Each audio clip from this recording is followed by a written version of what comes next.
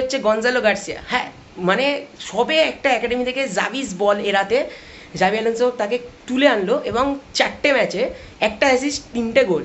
First ম্যাচে একটা মানে অনেক মিস করার পর একটা গোল পেয়েছে লাক বাই চান্স, কিন্তু পরের দুটো ম্যাচ সে প্রুভ করেছে নিজেকে।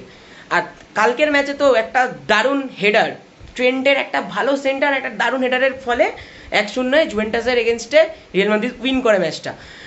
তো এটা যদি বার্সেলোনার ক্যাম্প থেকে উঠতো প্লেয়ারটা, তো স্প্যানিশের সবাই লামাসিয়া করে চেল্লাতো, কিন্তু গঞ্জালো গার্সিয়ার ব্যাপারে কেউ কিছু বলছেই না।